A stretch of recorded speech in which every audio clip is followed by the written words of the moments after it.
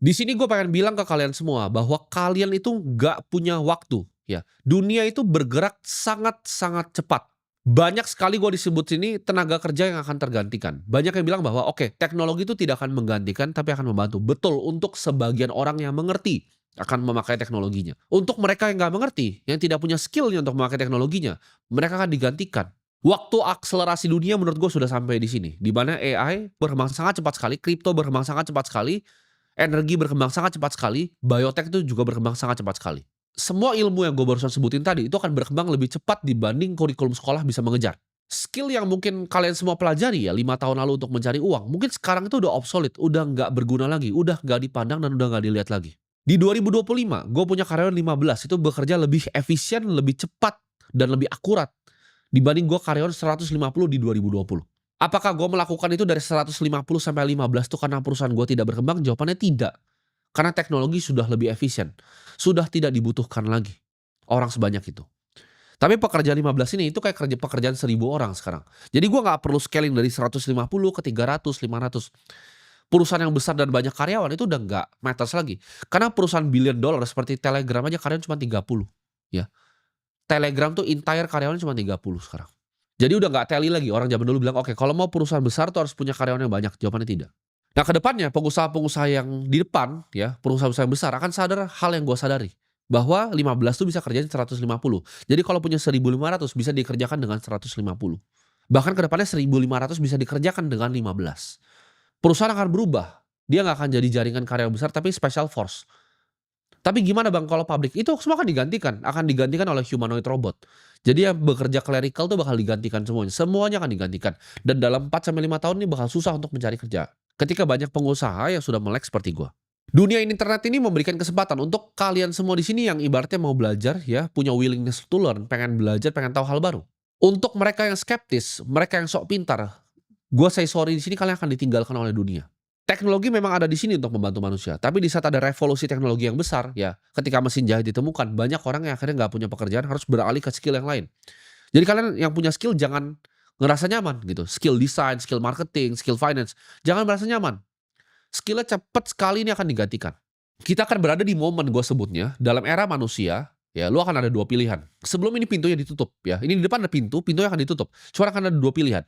Lu akan antara jadi owner atau jadi own, dimiliki ya. Antara lu akan punya aset atau lu cuma nyicil asetnya orang lain. Lu cuma bayarin sewa ke asetnya orang lain.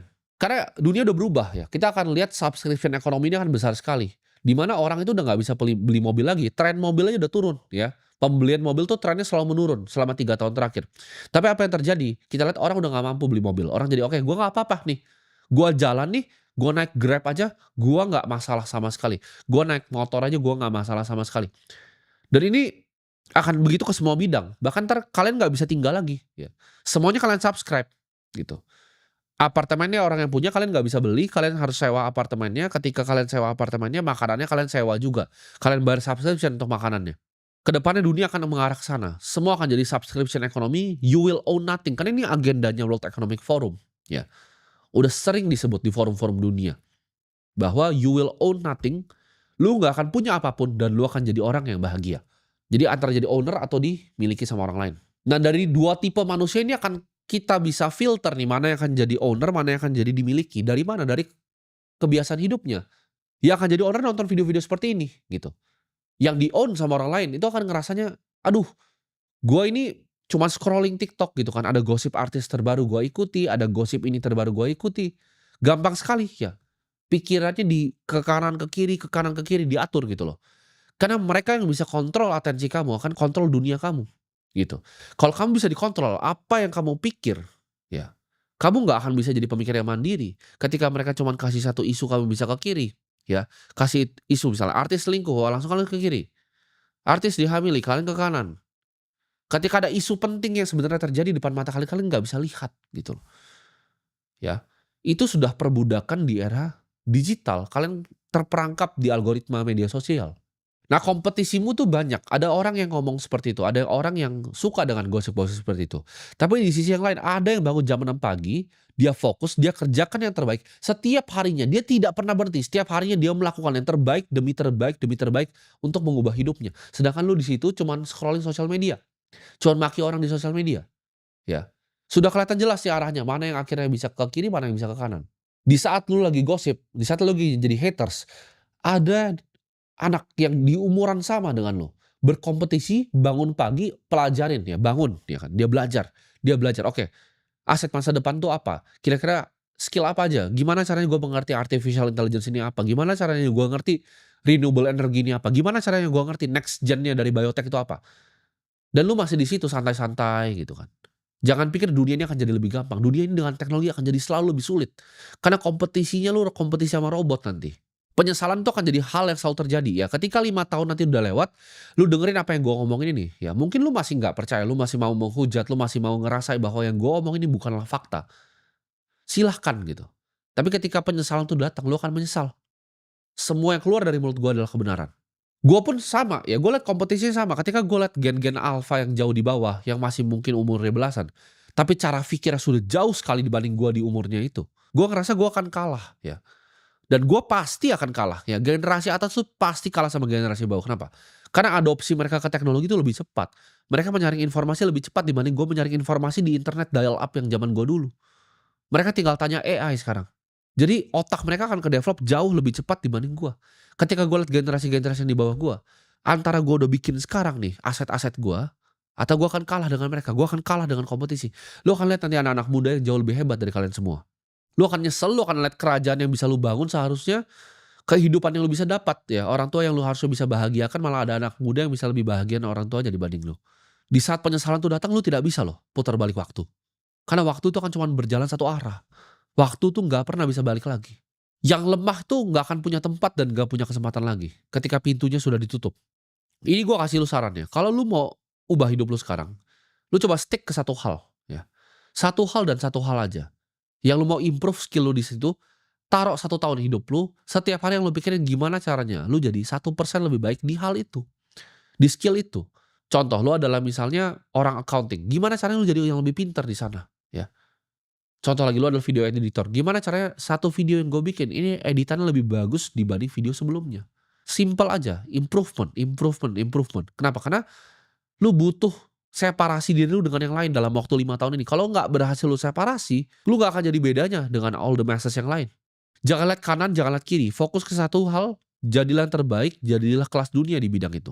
2025 sampai 2027 ini akan jadi 2 tahun paling penting, percaya gue, ini akan jadi 2 tahun paling penting di hidup lu. Semakin banyak stres yang lo bisa terima, semakin sukses juga lo akan jadi suatu orang. Gue terbiasa kerja itu dalam pressure, karena dari awal gue, ya dari gue zaman jualan pomade, jualan sedotan, sudah banyak sekali ya pressure yang datang ke hidup gue. Sudah terbiasa.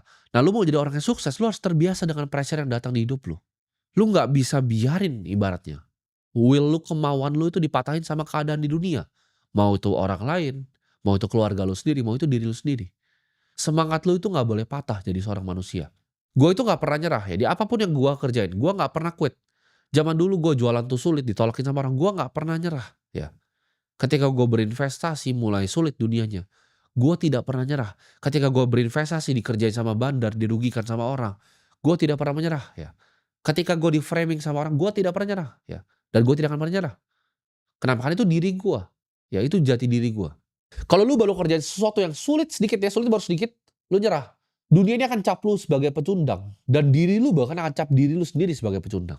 Gua adalah orang yang sangat-sangat persisten, ya. Ketika gue lihat tujuan gue tahu mimpi gue apa, gue tahu itu baik, gue tahu itu nggak salah. Gue akan kejar itu sampai ujung dunia. Gue akan kejar semua mimpi-mimpi gue. Gue punya mimpi masa kecil, gue pengen bangun sebuah gedung, ya.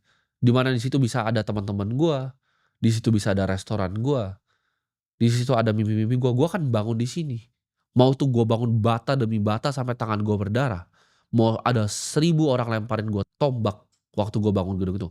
Suatu saat akan gue bangun gitu loh. Gue adalah orang yang gue selalu bilang, mulut gue itu bisa dipegang gitu. Dan gue gak takut siapapun. Karena yang gue punya satu, yang gue punya kepercayaan akan diri gue sendiri, dan gue yakin tujuan gue baik gitu. Dan gue yakin yang di atas juga tahu tujuan gue tuh baik. Kenapa gue masih lakukan ini semua? Ya banyak teman-teman gue yang bilang, oke, lu punya cukup, lu harus bisa nyantai, bisa take your time off, ya kan. Gak usah fokus lah edukasiin orang-orang di sini. Toh banyak yang bilang, sulit juga edukasi di negara seperti ini. Tapi gak masalah buat gue, karena poinnya bukan itu. Gue bikin ini semua karena gue ada janji yang gue bikin ke Tuhan. Waktu gue dulu ya, di saat gue bilang, Ya, ketika gue bebas dari jeratan rantainya, gue akan bebasin semua kalian dari jeratan rantainya. Nah, gue nggak takut, ya banyak yang nggak suka, banyak orang-orang di atas sana dengan kekuasaan yang luar biasa yang nggak suka, gue nggak masalah, gitu. Mereka nggak suka gue bebasin rantainya dari kalian, nggak masalah gue. Mungkin nyantai itu bukan jalan hidup gue, ya. Alexander mungkin bisa berhenti ketika dia kuasain benua yang pertama.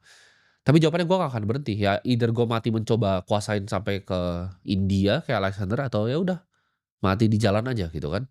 Antara lu bisa kontrol pikiran lu atau mereka nanti yang kontrol isi pikiran lu ya, mereka akan lemparin pengalihan isu nasional, mereka lemparin segala macam, sampah dikasih ke lu, lewat buzzer-buzzer mereka ini ya. Jangan cuma jadi budak algoritma yang gampang diatur pikirannya. Gue merasa gue lahir di dunia ini karena gue dititipin untuk membawa sesuatu ya. Untuk membawa obor edukasi, untuk bangunin kalian, untuk bebasin kalian dari jeratan rantainya. Apakah ada yang gak suka? Pasti luar biasa banyak sekali yang tidak suka dengan apa yang gue sedang kerjakan, ya kan? Sebelum ada semua ini ya, banyak akan coba framing gue dengan naratif-naratif. Misalnya gue contoh, gue memang punya misi untuk beneran edukasi, ada yang bilang, "Oke, gue bangun sekolah untuk cuci cuci nama." Nggak masalah, gitu. Nggak masalah, gue di framing seperti itu nggak masalah. Karena sebelum ada kamera nih, sebelum sekolah pertama gue bangun itu di NTT, di Sumba ya. Gue tuh 2021 tuh udah beasiswain dari 200 anak ya, anak yatim 200 biji gue udah beasiswain tanpa kamera, tanpa ini semua ya. Gue udah sekolahin banyak orang. Gue pengen mereka yang nggak punya kesempatan tuh punya kesempatan. Gue pengen kalian semua yang di balik layar di sini nggak pernah dapat edukasi di sini, bisa dapat kesempatan untuk gue mengedukasi kalian di sini. Karena nggak bisa kalian datang ke sini sesuatu, ya. Mungkin nanti kalau gue udah punya gedung ya, gue kumpulin kalian di auditorium gue yang besar itu gratis, datang aja. Cuman selama gue nggak bisa belum bisa melakukan itu, ini kanal terbaik yang gue bisa lakukan gitu loh. Dengan lihat tatap muka seperti kalian ini, sini. Gue bilang, "Lu nggak akan pernah bisa stop gue, lu nggak akan pernah bisa cancel gue." Kenapa? Karena yang gue keluarkan adalah sebuah ide, ya. Seorang manusia mortal tuh selalu bisa mati, tapi ide itu nggak akan pernah bisa mati.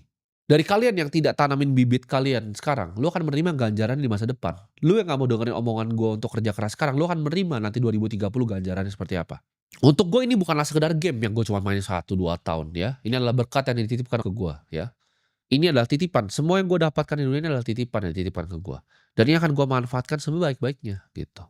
Arah dunia ini cuma dua ya, antara lu punya tahta yang akhirnya lu bisa jadi berkat untuk banyak orang atau lu jadi budak di rantai di sistem. Itu nggak ada tengahnya ya.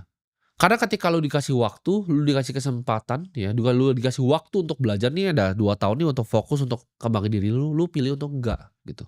Lu pilih jadi diri lu yang sama, jadi ketika nanti harinya datang jangan cari video gua lagi. Lu cukup mengaca sama diri lu, lu bilang ke diri lu, "Ini saya yang tidak mau berubah," gitu. Jadi inget ya, waktu lu semua itu tinggal sebentar lagi ya, dan peperangannya baru saja dimulai.